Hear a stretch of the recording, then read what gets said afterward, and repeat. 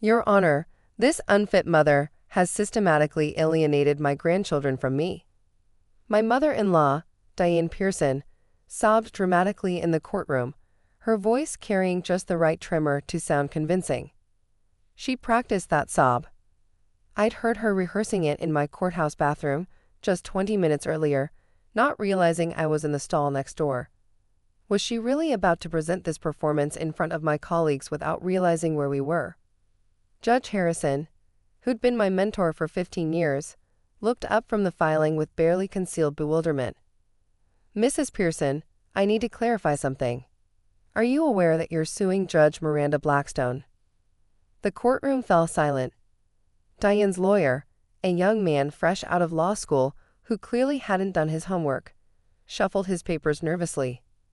Diane herself seemed oblivious to the significance of the question, pressing on with her rehearsed testimony. Yes, that's my daughter-in-law. She sniffed, dabbing at dry eyes with a handkerchief. She thinks just because she has some little job at the courthouse, she can keep my precious grandbabies from me. Judge Harrison's eyebrows climbed toward his hairline. Some little job? He turned to me. Judge Blackstone, would you care to clarify your position for the record? I stood slowly, straightening my robes. Your Honor, I'm the Chief Judge of the Family Court Division for the past 3 years. Before that, I served as a family court judge for 7 years. I've presided over approximately 4,000 custody cases, including numerous grandparent rights petitions. The color drained from Diane's lawyer's face as the reality of the situation hit him. He leaned toward his client, whispering urgently, but Diane waved him off. I don't care what fancy title she has, Diane declared. She's poisoned my son against me and won't let me see my grandchildren. It's been 6 months since I've laid eyes on them. Judge Harrison looked at me with a mixture of sympathy and professional curiosity.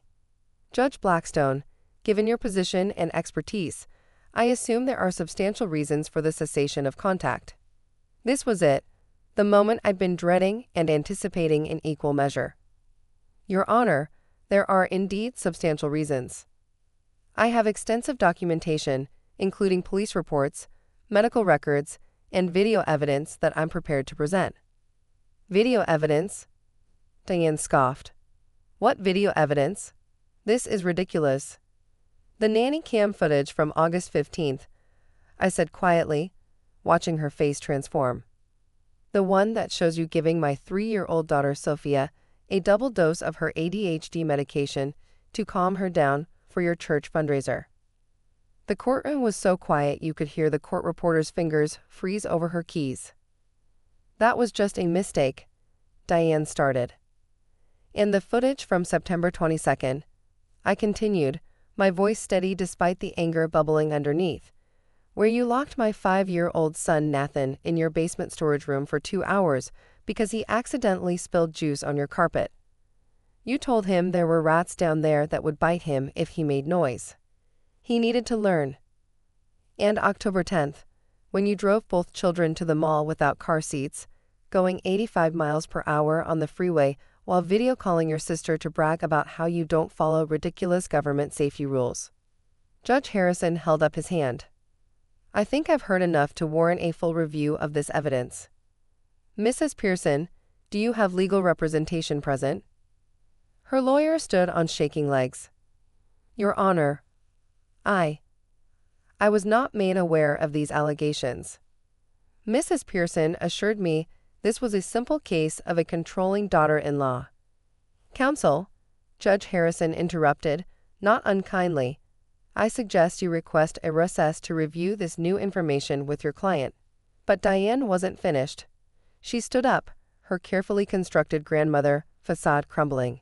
You've always been jealous of me, Miranda, ever since Michael chose me as his mother over you as his wife. I actually laughed. I couldn't help it. Diane, that doesn't even make sense. Michael and I have been happily married for 8 years. You turned him against me. Before you came along, he called me every day, visited every weekend. Your Honor, I interjected, if I may present Exhibit A. I pulled out my phone and connected it to the courtroom's display system. a perk of knowing exactly how everything worked. These are text messages between Mrs. Pearson and my husband from 2015, a year before we met. The screen filled with message after message. Stop calling me at work, Mom. I'm not coming to dinner. You can't keep showing up at my apartment. I'm changing my locks. This is not normal. I'm 28 years old. Stop tracking my phone. Those are fake, Diane shrieked. They're verified by phone records, I said calmly. Which brings me to Exhibit B, the restraining order Michael filed against you in 2014, which you violated 3 times. Judge Harrison was reading through the file I'd submitted with increasing alarm. Mrs. Pearson, it says here you broke into your son's apartment and rearranged his furniture and installed hidden cameras. I was worried about him. He was dating an inappropriate woman. Your Honor, I continued, after Michael and I began dating, Mrs. Pearson escalated her behavior. She hired a private investigator to follow me. She called my workplace making false allegations, which, given that I was already a judge, did not go over well. She attempted to access my sealed adoption records from when I was a child. How dare you bring that up? Diane snarled, dropping all pretense of the grieving grandmother. You're not good enough for my son. You're not even his real type. He always dated blondes before you. You must have trapped him somehow. Is that why you told our wedding guests I was pregnant? I asked. Even though our first child wasn't born until 2 years later. Or why you wore a white dress to our wedding and tried to sit in the seat reserved for my deceased mother? The young lawyer was practically sliding under the table. Judge Harrison looked like he was watching a train wreck in slow motion. Let's move on to the specific incidents that led to the cessation of contact, I said, pulling up more files on my tablet. On June 3rd of this year, Mrs. Pearson was babysitting while my husband and I attended a judicial conference. We came home to find she had cut our daughter's hair. It was too long, Diane protested. Into a buzz cut, I finished. Because she said Sophia's beautiful curls made her look ethnic and ungodly. She used Michael's electric razor. Our 3-year-old was traumatized. Then on July 19th, I continued, she took both children to get baptized at her church without our knowledge or consent. We're Jewish, Your Honor. Both children came home confused and upset, saying Grandma told them Mommy and Daddy were going to hell. Judge Harrison's jaw had dropped slightly. She performed religious ceremonies on your children without permission. The pastor didn't know, I clarified. She told him we asked her to handle it while we were too busy with work. We have his sworn affidavit. This is persecution. Diane stood up, shaking. You've always hated me. You've poisoned Michael against his own mother. A real wife would bring families together, not tear them apart. A real grandmother, I said quietly, wouldn't feed her grandchild medication to sedate her. Wouldn't terrorize a 5-year-old with lies about rats. Wouldn't endanger their lives by refusing to use car seats. Your Honor, the young lawyer pleaded, could we please have that recess now? But Judge Harrison was looking through more of my evidence. Judge Blackstone, this psychiatric evaluation. Court ordered, I confirmed.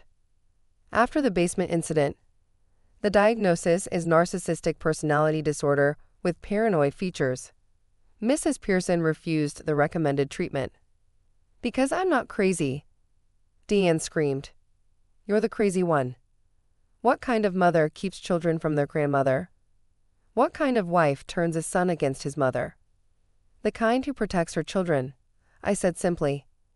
Your Honor, I have 17 hours of nanny cam footage showing Mrs. Pearson's behavior. I have documentation of every incident. I have witness statements from neighbors, teachers, and other family members. I even had a letter from Michael's therapist explaining how his mother's behavior has affected his mental health since childhood. Lies. Diane was fully unraveling now. All lies. You coached everyone. You probably threatened them with your judge powers. Judge Harrison had seen enough. Mrs. Pearson, I'm going to stop you right there. Suggesting that Judge Blackstone has abused her position is a serious allegation. Do you have any evidence? She doesn't need evidence. Diane spat. Look at her, sitting there all smug. She probably planned this whole thing. She knew I'd eventually sue and. Actually, I interrupted. I tried mediation first. 3 times. Mrs. Pearson walked out of every session when the mediator suggested she might need to respect boundaries. I pulled up the mediator's reports on the display. Each one detailed Diane's escalating behavior, her refusal to acknowledge any wrongdoing, and her threats to take those babies away from that unfit mother if it's the last thing I do. She threatened to take your children? Judge Harrison asked. Repeatedly. We have it in writing. Text messages, emails, even a letter she sent to my husband's workplace saying she was going to prove I was an unfit mother and gain custody herself. Because you are unfit, Diane shrieked. What kind of mother works full-time? What kind of mother puts her career before her children? When I was raising Michael, you had 5 nannies in 6 years, I said. Michael told me. You fired each one when he got too attached. Your Honor, the poor lawyer tried again. My client is clearly emotional. Your client, Judge Harrison said sternly, has made serious accusations against a respected member of the judiciary without a shred of evidence. She's admitted to multiple instances of endangering minor children. And based on what I'm reading here, she's lucky criminal charges haven't been filed. Actually, I said, reaching for another folder, about that. Diane's face went white. You didn't. Child endangerment, reckless driving with minors in the vehicle, and administration of controlled substances to a minor without parental consent. I listed. The DA is reviewing the case. I recused myself from any involvement, of course. You vindictive little. Diane lunged toward me, but the bailiff was faster, stepping between us. Mrs. Pearson. Judge Harrison's voice boomed. You will control yourself in my courtroom. She ruined everything. Diane sobbed, real tears this time. I just wanted to see my grandchildren. Is that so wrong? Wanting to see them? No, I said quietly. But drugging them, terrorizing them, endangering them, and trying to indoctrinate them against their parents' wishes? Yes, Diane. That's wrong. Judge Harrison had heard enough. I'm prepared to rule on this petition. Mrs. Pearson, your request for grandparent visitation rights is denied. Furthermore, based on the evidence presented, I'm issuing a restraining order. You are to have no contact with the minor children or their parents. Any violation will result in immediate arrest. You can't do this, Diane wailed. I can, and I have. Additionally, I'm referring this case to Child Protective Services for review and recommending that the criminal investigation proceed. Counsel, I suggest you advise your client to seek both legal representation for the criminal matters and psychological treatment. The young lawyer was already packing his briefcase, probably calculating how fast he could drop this client. This isn't over. Diane pointed at me as the bailiff moved to escort her out. You think you've won, but I know people. I'll go to the media. I'll tell everyone how a corrupt judge is keeping a grandmother from her babies. You do that, I said calmly. I'm sure they'll be very interested in the nanny cam footage, especially the part where you're explaining to my 3-year-old that mommy is evil because she won't let grandma move in and fix this broken family. As she was let out, still screaming about corruption and stolen grandchildren, Judge Harrison turned to me. Miranda, I'm sorry you had to go through this. In all my years on the bench, I've rarely seen such a clear-cut case of grandparent misconduct. Thank you, Your Honor. I'm just grateful she filed here, where everything could be properly documented. Though I must admit, when I saw we were in your courtroom, I did wonder if I should mention our professional relationship. He smiled grimly. It wouldn't have mattered. The evidence speaks for itself. Though I am curious, did she really not know you were chief judge? She's never acknowledged what I do, I admitted. In her mind, I'm just the woman who stole her son.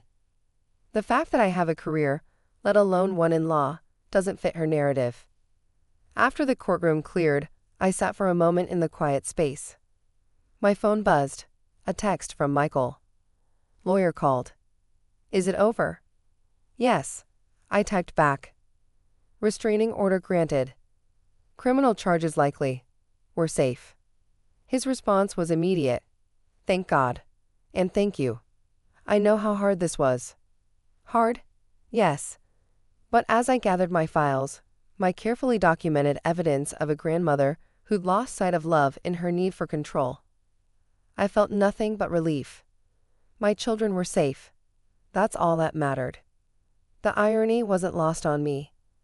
I'd spent years protecting other people's children in this very courthouse, making decisions about custody and visitation based on the best interests of the child. Today, I'd had to protect my own, using every bit of legal knowledge I'd accumulated over my career. As I left the courthouse, I saw Diane in the parking lot, still ranting to her bewildered lawyer about judicial corruption and stolen grandchildren. She caught sight of me and started to approach, but the bailiff stepped out behind me, hand on his radio. Ma'am, the restraining order is already in effect, he warned. She stopped, her face twisted with rage. This isn't over, Miranda. Yes, Diane, I said quietly. It is. And for the first time in 2 years, I truly believed it. My children would grow up free from her manipulation, her dangerous behavior, her twisted version of love. They'd be surrounded by people who understood that love meant protection, not possession, boundaries, not control. As I drove home to my family, my safe, intact, protected family, I allowed myself a small smile. Diane had been right about one thing. I had used my judge powers. I'd used my knowledge, my experience, and my understanding of the law to protect my children from someone who claimed to love them while putting them in danger. And I'd do it again in a heartbeat.